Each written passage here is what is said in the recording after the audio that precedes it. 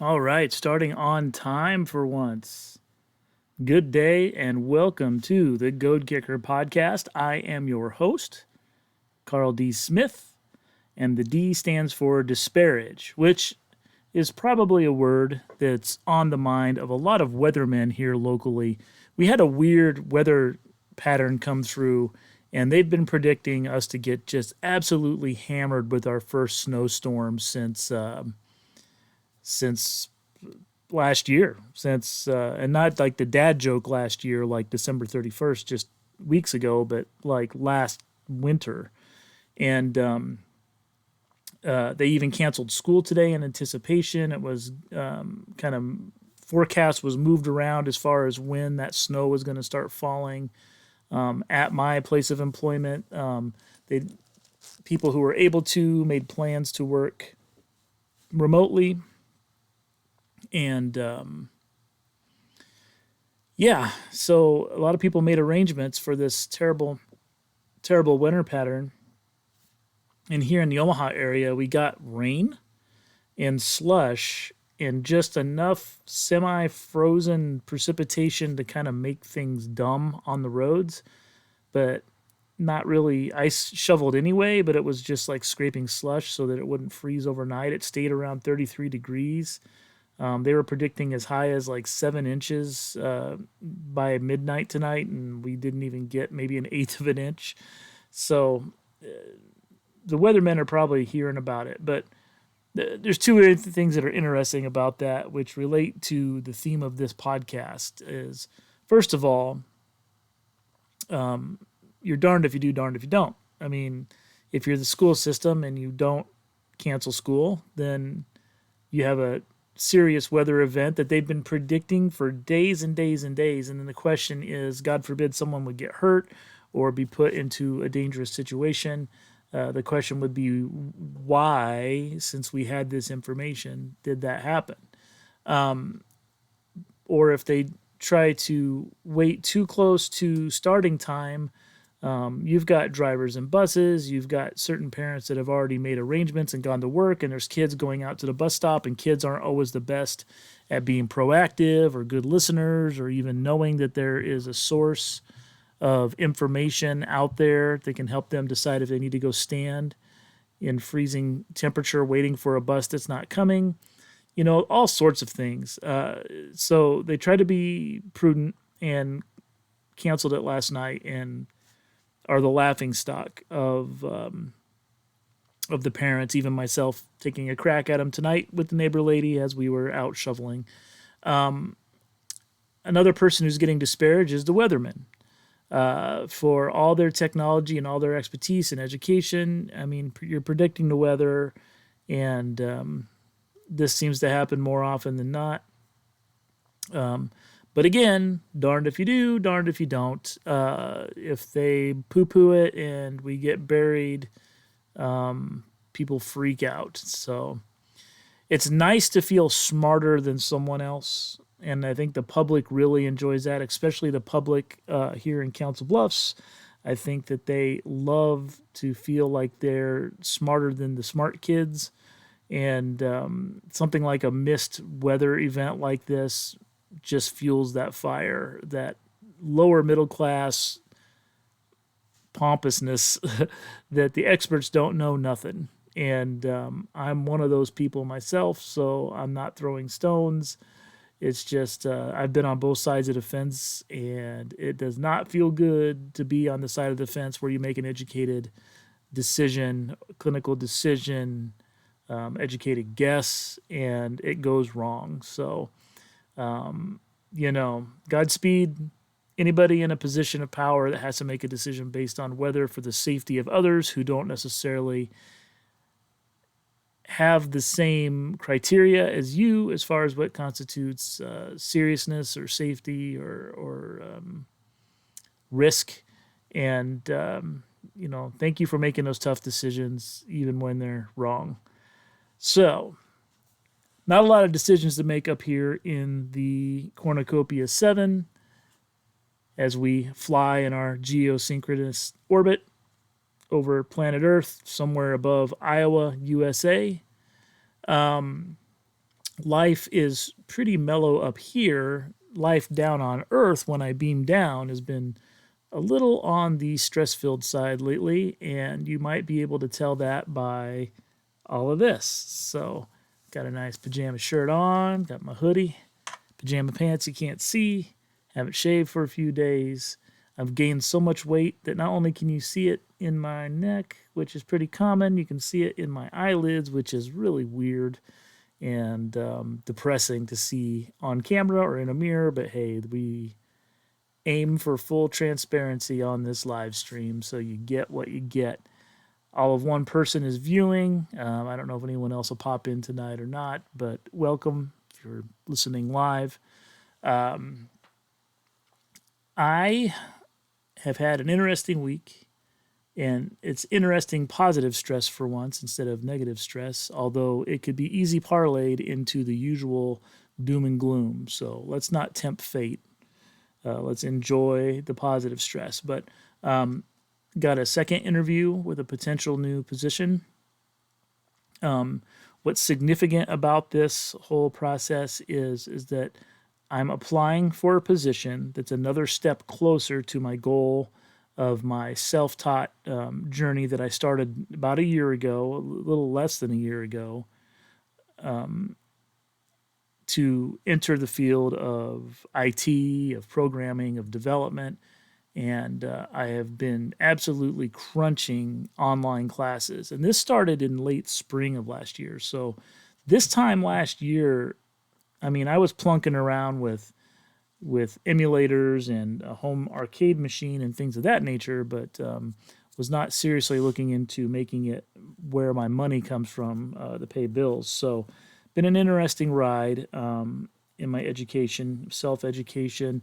And the significance of this particular job is that it represents two things that are very important to me, and I would like to share with you because you might be in a position where you're making similar moves or experiencing similar triumphs or motion in your life, and we should celebrate these things. One is that I've made a plan and it seems to be working, which, let's face it, as adults doesn't happen that often. We talked a little bit about adult success last week, and it isn't often that you assess the future, assess the trajectory of your life with all the moving parts that are in it that you can't control, and make a plan, and it seems to work. It feels pretty good, and this is a slight payoff on a plan that I have in motion. It's not complete. This isn't the end game of the plan, but it's going forward as so-called planned, and yeah, I'm pretty thrilled by the idea that it's working out. The other thing that we want to celebrate is this is the first time in this new career, this new domain, that I don't really have a lot of place in. I mean, I'm still a newbie when it comes to information technology. I'm still mostly a pharmacist, right? I'm pharmacist by education. I'm pharmacist by experience. When I put together the resume, if I'm being honest and not being all Santos about it, I have to admit that I'm a pharmacist first, and I am a amateur at best, if not a hobbyist, when it comes to IT, regardless of my 9 months I've put in at my current job. So this particular job that I'm applying for, and it hasn't been offered to me yet, and I don't want to jinx it, but would represent the first job that I've received on the merit of my experience and my training in my new domain. The job that I have now, I think that some of that paid off, but just marginally. I think their need and an inside hand in recommendation helped more than anything. So this is a victory, even if I don't get offered the job. And there are some things about the job that I would talk about, but I will wait because, again, the second interview is next week, and I don't want to jinx anything, and I don't want to overtalk it before I even get all the information. But pretty excited to get a second interview. It's actually a third interview if you count the initial contact by the recruiter. In some institutions, for those of you who haven't applied for a job every year in your adult life, as I have, the recruiter calls first. They aren't in the silo of who needs the job and who is going to utilize the human resource. But they're the ones that opens the recs, sorts through the resumes, matches requirements, makes recommendations, makes the easy cuts to the piles that come in, does the background checks, coordinates all the meetings and all that. So there's an initial contact from that HR rep sometimes that is a screening step, and as informal and friendly as it seems, that's the first ear to the sound of trouble that the employer has. And if you get past that, as you should, if you're a reasonable human adult, that's one down. And then my second one was with a member of that team, the hiring manager.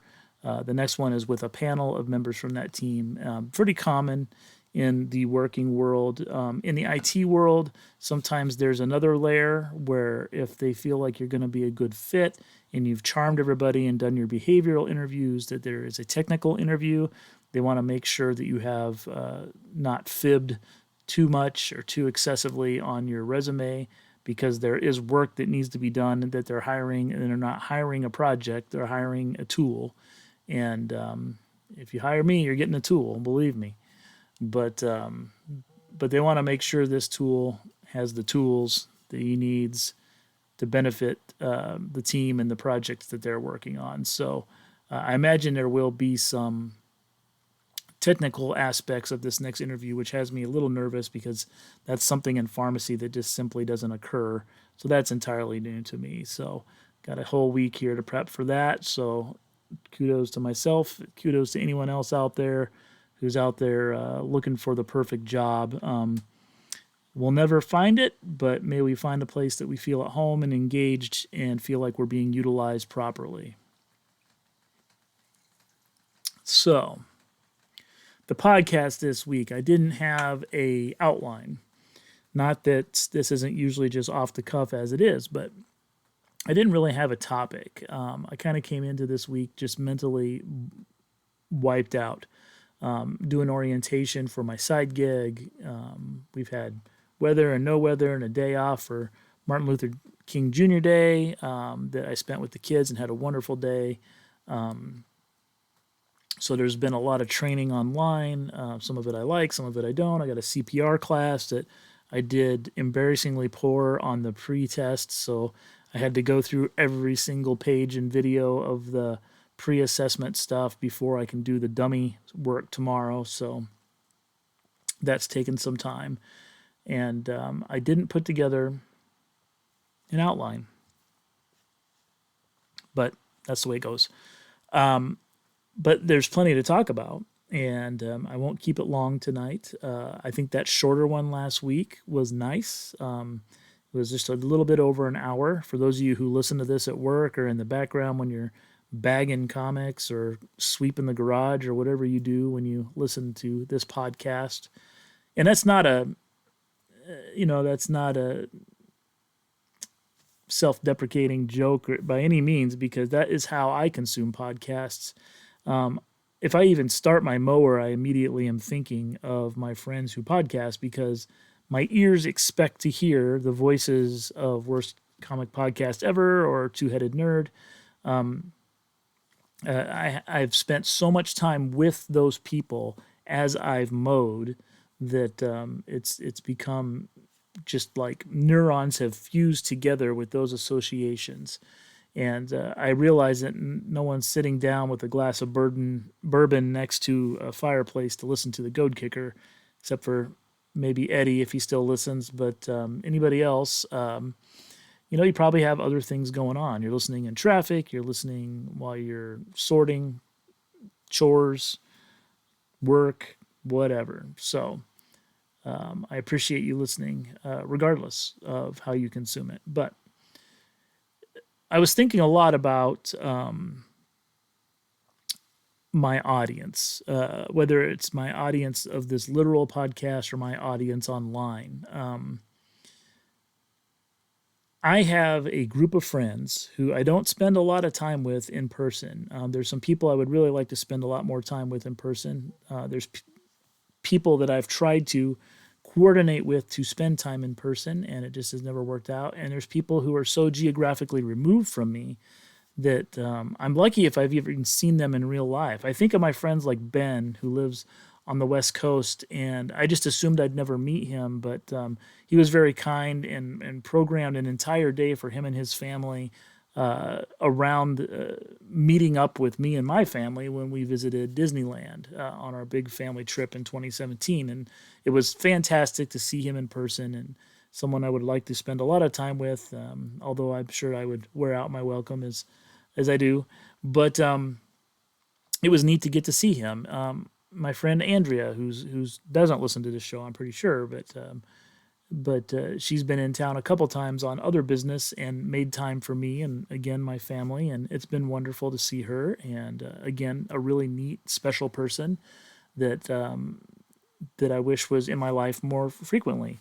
And then I have these wonderful friends like John who come in regularly that I get to see. Haven't really made an opportunity to break free of all the nonsense here to make a trip out to see John or others, and that's something I hope to do as the kids become a little more adult and approaching that sort of hands-off time when mom and dad can kind of break off and not include them, which also makes me terribly, terribly sad. But those days are coming, and I kind of want to be able to slip out and see some of these internet friends that I've made. I have friends like Jerry and John and Colin and Tim, who lives in the city next door, and we try to get together as often as we can, and it's never enough. But all these people who make up my so-called inner circle, people that if I move to a new social media platform, I can probably count on them to give me a follow if they're there as well. And I think about what kind of people these people are, because they're people that I've met online, typically because of some shared interest in a hobby, and that hobby is mostly comic books. So again, these are grown adults who have all crossed paths, not because they went to the same school, went to the same high school, shopped at the same comic shop, or were fans of the same football team. I need to do something with this light. It's doing something wonky here. How about that? I think it's the camera is auto adjusting, and there is a lot of learning to do about how to light this thing. So, but anyway, we met through a shared interest online, and so it would be very possible that those friendships are very tentative. But what I found is this small group of people that I've managed to accumulate since first getting on to these social media sites and paring down and kind of coming to what's left in the barrel, and they're all very, very, very good people is one thing. And I think about that a lot. How I could grab any one of you who are listening, or those of you who are on my Facebook group or Twitter group, and I know that if I go to a restaurant with you, we're going to sit and have a nice chat, and you're not going to cause a scene, and we're not going to not leave a tip. You're not going to belittle the waitress or make a mess for the busboy. I know that if we're out in public, that I don't have to worry about you shoplifting or something along that manner. I have a group of people who are genuinely decent human beings. And I don't know how that happened, because that wasn't a requirement at first. But I think we all can kind of sniff that out. And even with our diverse backgrounds, our diverse beliefs, our diverse opinions, we have a group of people who are Michelin rated as far as human beings. They're people who put other people first. They're concerned. They're emotional. And that's an odd thing for a bunch of men, especially since a bunch of us, bonded over sports, things of that nature. So typical man stuff. But a lot of us don't have all those toxic walls built up. So it's a really interesting group, and it's a really good feeling to know that while I don't have an active social life in person, I don't have my posse that I meet down at the bar on Friday nights after work. We don't have a hangout, we aren't going on road trips together or playing golf leagues or something like that. But to know that if the opportunity arises and I can grab any handful of people out of this very, very, very small number of people who are supportive and caring online, that they are going to be the kind of people that you would ride or die with because they're quality human beings. And, if you can get three people together and not one of them is a raving lunatic or a conspiracy nut or a racist, it's a miracle these days. And to know that I've got, a couple dozen people that I can, bug on instant message as I need, and they'll be genuine, decent friends.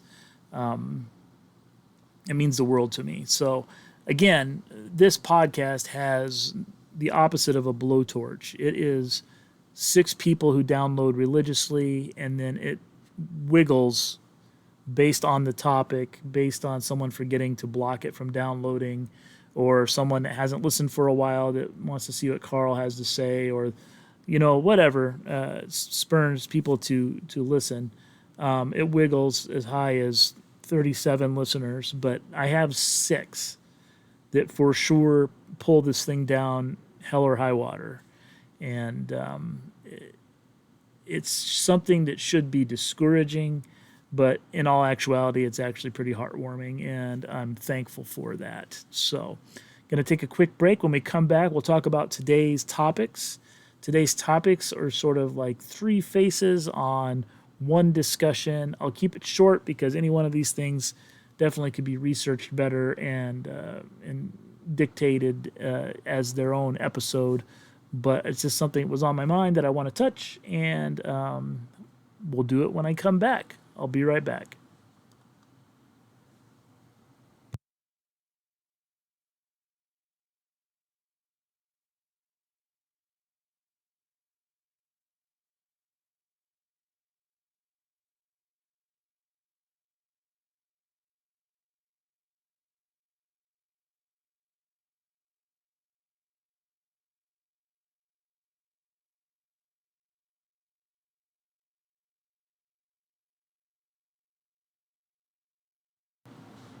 All right, so as feared, I have forgot to start the stream on recording this for Audible, which is not a great way to build an audience. Is every episode except for one so far since I've switched to the live stream has been truncated in some way because of user error.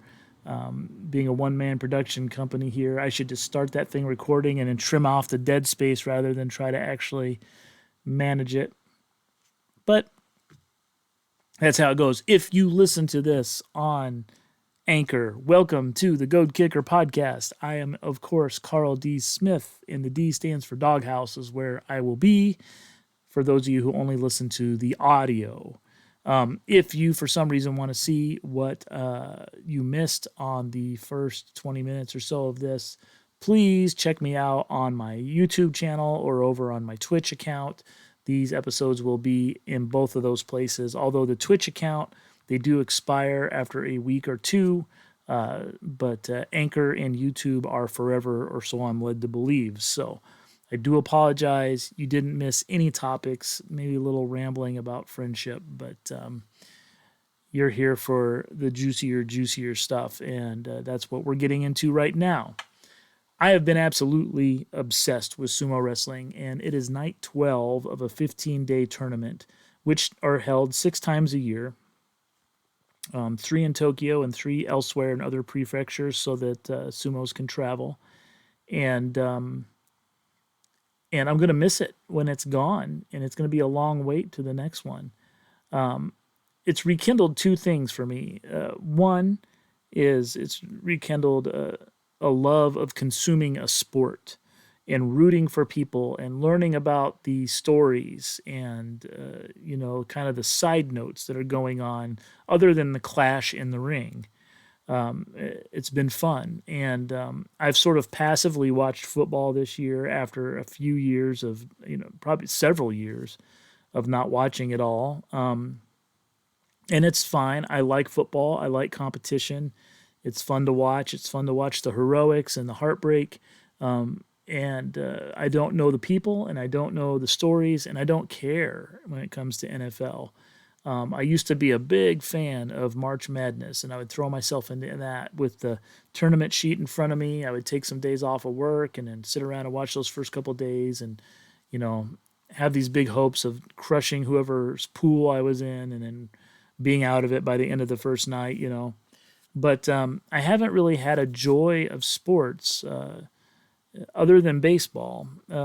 And even then, baseball has been kind of sour since the Cubs won the World Series. They kind of struggled and then started bleeding off players that I enjoyed. And there's an entire team now of guys I don't know, but it's sort of reset baseball for me. And being a Cubs fan, the Cubs are a constant, and they'll be there. And there are stories that kind of come out through the season as you follow it, and I'm excited for that. But as much as I love baseball, it's hard to sustain baseball every year at a level of discovery. You get a little jaded to it. You've kind of seen a lot happen. There's teams you just don't bother to watch. But when you find a new sport that you get into, and like sumo, there's a lot to learn and a lot of nuance. And every time something sort of connects with you, that you start to see a pattern or a technique or a skill or a personality, it's intriguing. And it sort of reminds me of why sports have such a geeky base of people who go nutty for it as it is because of that exact reason. There's a lot of drama with sports, a lot of underdogs, and a lot of mean guys that keep getting away with doing things they shouldn't, and people doing things the right way and maybe not getting ahead, and people on paths to redemption, and sumo embodies all of that. And I've just absolutely thrown myself into it. It doesn't hurt that I'm a bit of a Japanophile. I have been since junior high. I've been interested in Japanese culture, in Japanese history, Japanese arts. Some of it was probably misdirected or very pedestrian. And some of it is maybe a little deeper in that a lot of their attitudes are similar to what my default attitude is within me. And I find some resonation there, especially in their arts. But that doesn't hurt at all either, that this is something born of that culture. It's not just a goofy sport that they enjoy. It's something that's hand in hand with a very, very Japanese cultural and artistic history. The commercials have been nutty. The channel that I watched sumo on that sort of sparked my interest in it, the man who controls that stream gets tired of the same rotation of commercials that are shown on the source of his live coverage. And so he plugs in additional Japanese commercials from a YouTube channel or something. And they are fantastic and weird. And for products that I still am not sure what they are always. One of my favorites right now is there's this whole stream of McDonald's commercials for their different burgers and so on. And they're animated. Animated characters are shilling the different things on the menu, and they're 80s like icons of anime. So one is Jigen and Lupin of Lupin the Third. No Fujiko, which is a shame. But they're eating French fries and burgers. And there's another one with Char from Gundam, which is weird, but it's also awesome. It's just really neat to see all their pop culture and that sort of cultural trash, let's call it, of the whole advertising and the commodities and the consumerism, and to kind of see their brand of it is very interesting and very fun. They advertise, we tend to think of Japan, I think, in the nerd kingdom as being that goofy place that has wild food and wild cartoons, and everybody's into manga and Godzilla and Ultraman and Power Rangers and those sorts of things. And you start to realize that there's more to it than that. It's an actual culture, and those are just features of it that we've made commodities over here.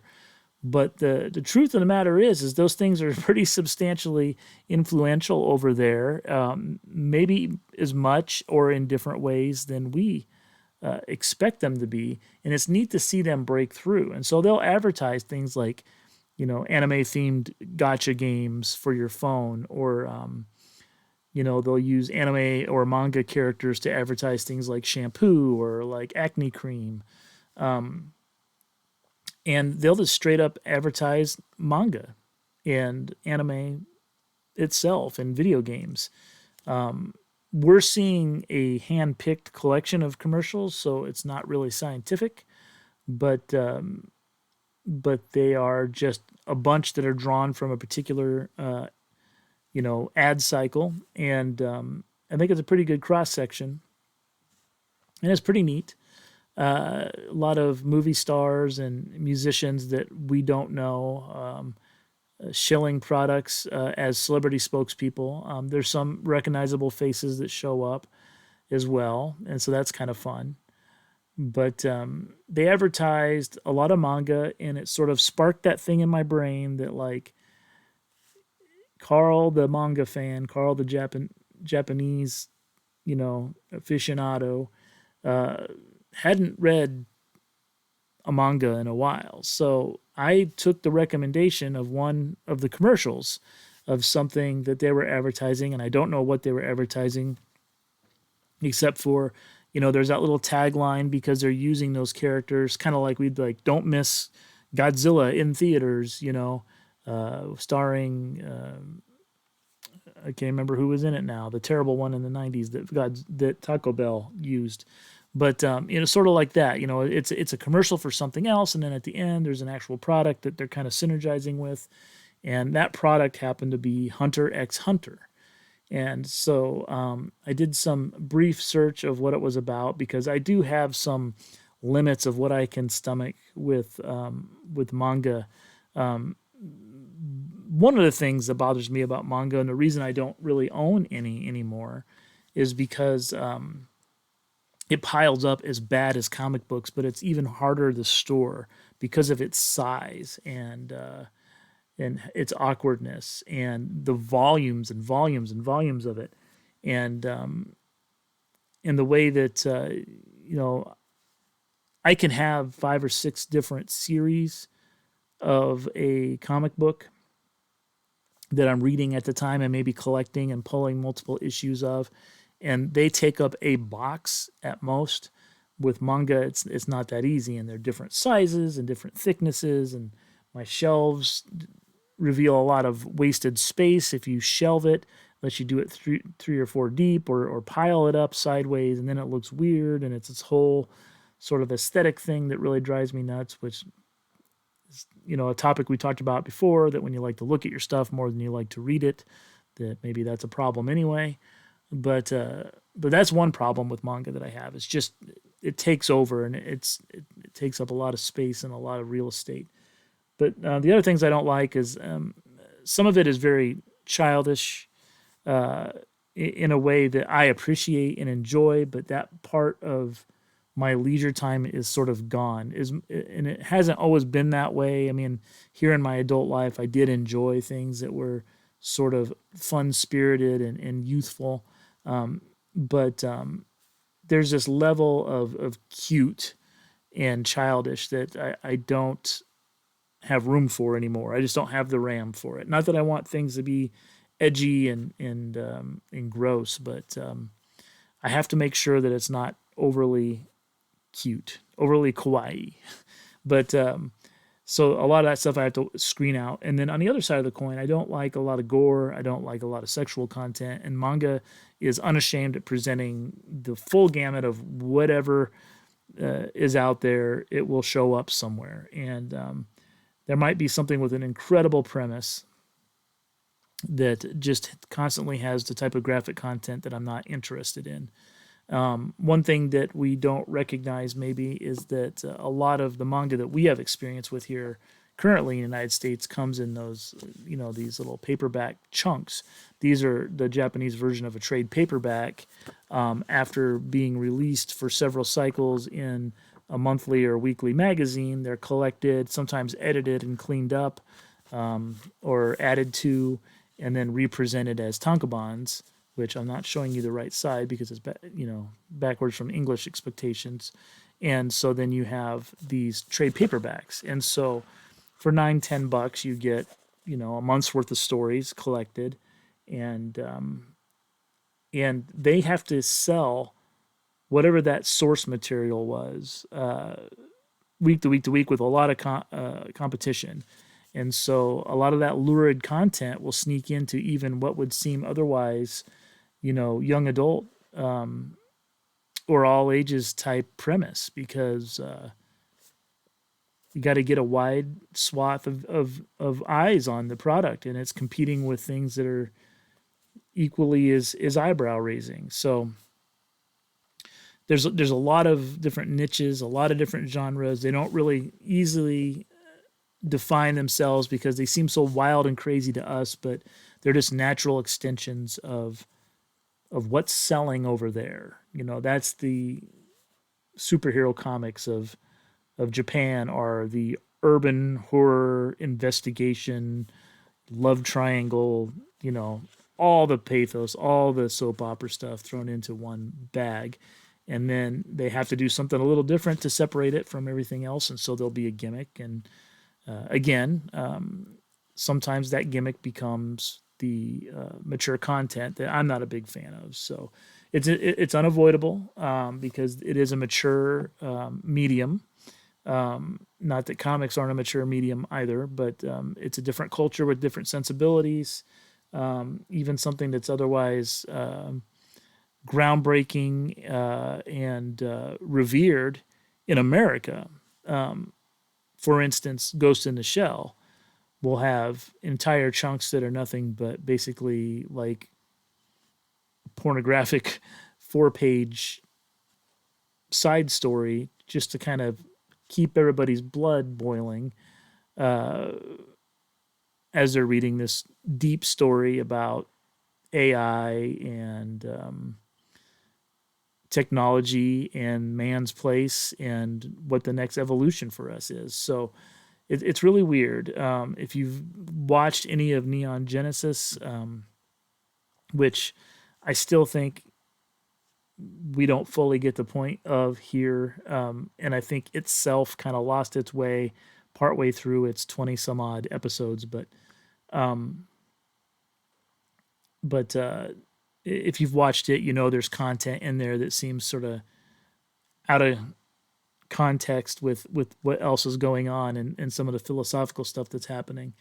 And that's pretty common. So where I'm going with all this, with me liking Japan and me watching Sumo and me getting reinterested in manga and looking at what's available on the American market and downloading some to my Kindle Paperwhite, it's a slippery slope because you end up becoming a fan that goes native, that you have pocky, you eat sushi all the time, you start to get instant noodles, but you're only buying the ones from the Japanese or Pan-Asian grocery store. You use chopsticks and bowls and things that you bought from Japan. You buy Japanese candy and you start to have Japanese trinkets around the house, and start to learn some of the language and as it serves you, and it becomes a little weird. And it's a perfectly fine hobby, and I'm all for anyone just kind of finding their passion creatively. But when it comes to culture, there's this weird feeling that I get, and I'm one that dives clear in. I want some immersion. I want to know what fuels these people. What are they buying from the 7-Eleven? Or, what do they do in their downtime? Or what are their schools like? What are their jobs like? What are their ambitions, once they're adults, and what's expected of them? And, those things are interesting as an anthropologist. But I think as a fan, when it comes to a hobby, it can be disrespectful. And you start to ape style and trends, and there's like this hint of it not being genuine, and instead being a little bit almost like a minstrel show or whatever the Japanese version of blackface would be. And it gets to be a little bothersome. And so I personally have never gone to one of the anime conventions here locally, and I'm not criticizing those. I'm sure they're run by people who are very dedicated to that community, and a lot of these books that I'm interested in are only still available to me in the year 2023 because of people like that who are willing to throw money and time at these wonderful hobbies. But the problem, I think, is some of that crowd, and it's something I don't want to be a part of, I think has gone a little too native. I think that they've missed the point of cultural appreciation and slipped into what I would call cultural appropriation. And, down to where they might even lecture their friends about the proper way to use their chopsticks, or, make tea, but they make it with this whole big rigmarole at home where they never drank tea before they had Coke like everybody else. But now they've got a little Kyushu pot, and they've got a little thing, and they've got the special tea, and they can't use hot water. They've got to buy iodized water, and, blah, blah, blah, blah, blah. So it smacks of you wanting to be something that you're not. And it is almost insulting to me, to those people who are actual people. They're not a story. They're not Avatar, and you wanting to dress up blue and live in the trees and be like them. These are actual people who are just born in a culture removed and somewhat sheltered from the rest of the world, and we're able to come up with this wild and original and interesting and compelling society with its own troubles and its own things that we should cluck our tongue at, as well as things that we should marvel at. And it's fine. It's fine to be interested in that and to be fixated on that. But there's a line there somewhere when you start to amass all of your hobbies and all of your free time on things based around one culture that you can cross, and it becomes problematic. And I'm curious if that's always the case. People who get a little too into Anglophiles, there was a great thing I watched not long ago on YouTube, and it seemed like a put on, but it was during the World Cup about the last or only soccer hooligan, in New Jersey. And it was a guy who's patterned his whole life after his understanding of what it's like to be, a lad who's obsessed with football in, some English town, and that fire and that passion that he has for his local MLS team, but, it not really translating well. It just makes him look like a clown because it's appropriation. It's him cosplaying his life after this understanding of something that's very natural and organic and let's face it, alien to the experience that most of us will have. So it's interesting. It's interesting. People who take on style, personal style, mannerisms, hobbies that are really steeped into a particular culture, geographical culture or genetic culture or historical culture, that they don't belong to and don't have any real connection to. And it's hard it's hard to say where that line is. Where do you become a white hip hop fan, and when does it become a problem? Where maybe you need to stay in your lane a little bit more. Where do you become someone who really wants to learn Spanish and appreciates the beauty and the culture of Mexico, and where does it become a problem that you're a little too obsessed with the Day of the Dead and the dress and the slang and the food? At what point do you say, look, I've gone too far and this is kind of gross? It's probably different for different people, but I can see with my own eyes and with the community and with personalities I've interacted with over the last 20 years, 30 years, 40 years, that there is a definite spot and it can be crossed, and it does get crossed. So I'd be curious to hear what people think about that. I'll definitely look for some feedback. Whether we get it or not depends on anybody's listening to this, but I'll put it out there. Where do you think it's too far to throw in with a bunch of cultural interests that aren't your culture? And can you become overly obsessed? And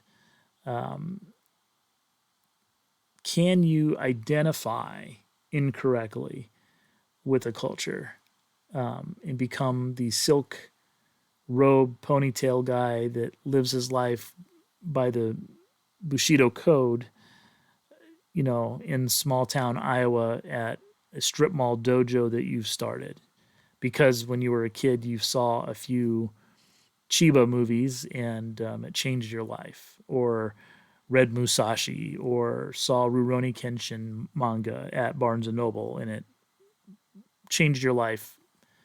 And I'm not even going to talk about Dragon Ball Z, about the effect it's had on the culture, but anyway, that's my sumo manga cultural appropriation topic for the day. Is there a line when you start to embed yourself into a culture as a trivial pursuit for yourself or an intellectual pursuit where there's lines you shouldn't cross? People used to give Nicolas Cage a hard time because he married Lisa Marie Presley, rest in peace, her. But because he was such an Elvis fan and an Elvis collector, and then he marries Elvis's daughter, there was sort of that kind of like, this isn't right, this is maybe a line has been crossed here, and you don't know, we don't know what the particulars are, but the optics were bad, and that's the sort of thing I'm talking about. Is like, when have you situated yourself in a passion for something that you're not a part of so deeply that you appropriate to a level you should apologize and back off? So to close out this shorter, less planned Goadkicker, I want to ramble a little bit about manga. My introduction to manga was pretty early on in its life cycle here in the United States. Astro Boy was being printed, I believe, by Now Comics. My sister had some of those, my younger sister, and we loved it. We kind of loved the cheekiness of it. Those weren't translations of the Japanese manga by Tezuka. It was actually different stories, but that vibe was there that we liked. And of course, Speed Racer was around, Robotech, Battle of the Planets type stuff. And I was hooked early on. And manga existed at some of the comic book shops and in the whispers and stories of the older kids that we met that were a little more involved in the hobby than I had the option to. And they told of all these crazy Japanese books and what they were about. But manga, through Viz and through First Comics and a few others, started to be introduced to the American market through regular American comic books format. And it isn't a good marriage because the length and the size and everything about it, flipping left to right versus right to left, all the things are different. And so the versions we got had a lot of effort put into making them Americanized in one way or another, right down to some content being removed or translations needing to be done where people weren't qualified to do translating work of that caliber. And so we had Ranma One Half. We were getting comic books of Ranma One Half, and it would take a tremendous amount of issues to get through what would be the contents of one tankobon. Lone Wolf and Cub, with the beautiful covers by Frank Miller and Sienkiewicz and everyone who worked on those covers to present this influential Japanese manga that they were exposed to in this beautiful story. Reformatted again in a totally different size to be read in a totally different direction. Images were flipped. Sound effects were changed. Translations were different. And the story was never finished because it took a tremendous amount of these volumes to just get through this pretty voluminous story. Akira was another one that was probably one of the early things that exposed people to manga. Marvel made it available in prestige format through Epic. Again, it was reversed and flipped and computer colored. The original one wasn't in color, which is something I still want to own as a full set in color. I wish Marvel could make that happen, or Kodansha, or someone. But I'll be happy with the set that I have now. But yeah, those are the things that sort of introduced us to manga. And when those goofy shaped books first started coming out, I was there on the ground floor. And they weren't flipped yet, but they were getting closer and closer to that paperback size. And, through the early 2000s, thanks to the commitment of shelf space through places like Borders and Walden Books and B. Dalton towards the end of its run and Barnes & Noble, it became a thing. And then it became a section. And then it became a place where if you went into the bookstore, there would be any number of young teenage kids sitting on the ground reading manga because they couldn't afford it or were curious, and it became a whole scene. And we now get stuff pretty soon or pretty close to concurrent with the releases in Japan, and we're getting a bigger variety of stuff. There's more publishers involved. It's printed the proper way. It's available digitally. It's a marvelous time for people who like visual art and storytelling from a different culture, and the ideas and the genres that persist in the art styles that differ from the options here in the United States. Now, we could have a debate that if you had a good comic book store and a good comic book seller, that you could probably scratch all those itches with things made here in the good old US of A, or maybe even some stuff that's been imported from, France or Belgium or, Italy, that for years has gone criminally undernoticed. But there is unmistakably a vibe in most manga from way back in the 60s till the current stuff today that isn't easily or appropriately copied in Western comic books. And it's got its own niche, and it's got its own reason to exist, and it's fun, and it's exciting, and it's expensive, and it takes up a bunch of room, and you already buy comic books. You probably shouldn't be doubling down on hobbies that are so similar, but you appreciate storytelling.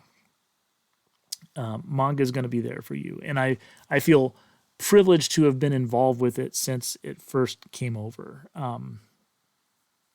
And to remember what the shelves looked like as they began to grow and the options and which titles were available. And one of the things that warms my heart is to see certain titles still kind of have that evergreen appeal. Akira is one of them, but that's like a lightning strike, of creativity because of the double hit with it being one of the first anime that came over here and being so high quality and the manga and the quality of the writing and the art and all that. But something like an artist like Rumiko Takahashi, who did Ranma One Half and Masonic Koku, and I forget what the cat girl's name was. Was it Yatsura? That doesn't seem right. But she made a lot. Inuyasha. She made a lot of series that had a huge impact, not only in Japan but in United States. And to see her still putting out series in modern times, Mao came out here recently. She's not solely involved with, but has some input to a new series of Inuyasha that's about Inuyasha's daughter that I saw, and it's just neat to see her still active because she was boots on the ground, one of the first people when North America started to accept manga into its shelves, and had those stories that sparked that interest to have someone that would dedicate to multiple volumes and to seek out the anime and T-shirts and toys and so on. She was there early with just a handful of people, and she's still out there working. It's fantastic, and I've always wondered why when they celebrate women in this genre that Rumiko doesn't get more airtime, because it's impressive what she's accomplished and how influential her stuff has been. So I've been reviewing some stuff online. I'm officially reading through Sandman Mystery Theater currently, but I'm falling behind. Tim is going to finish the whole series before I even get done with it. But I've also been taking some side tangents in my private reading time, which I still try to have, even though I'm just absolutely buried with all these other things going on. It's been nice to revisit manga. And I've allowed myself to enjoy it digitally on my Kindle Paperwhite. It would be better on a bigger screen. It's a small device, but it looks good in black and white. Sometimes it's hard to read. You might have to zoom in. It's not ideal. They don't always set it up for guided panels. You have to press the opposite side of the Kindle to get it to flip the right way, but I've allowed myself to indulge in that, and it's been a nice revisit of something, and it feels a little bit like home. And it stirs all those things that were maybe over enthusiastic in my earlier years about the culture and about wanting to immerse myself in it inappropriately deep, maybe. So it's fun, and it's an experience that I would recommend everybody do at some point in their life, is find a manga that they like and just read it. You don't even have to finish the series usually. So many of them end poorly, but that journey is what's important. And we'll talk a little bit more about those in context of other topics we bring up. I won't exclude manga from the discussion when we talk about sequential, serialized storytelling. But it's interesting how different it is, and how tied to a culture that's foreign from our own, and how universal those characters still can be. So anyway, until next time, everybody, I hope you're safe with the weird weather. I hope you're taking care of yourself. January is a rotten month. February is not much better. If we can just get through that, spring will be here soon, and hopefully things will lighten up for everybody. I hope you all have friends that you can trust to be decent human beings, as we talked about on the part that didn't make it on the audio.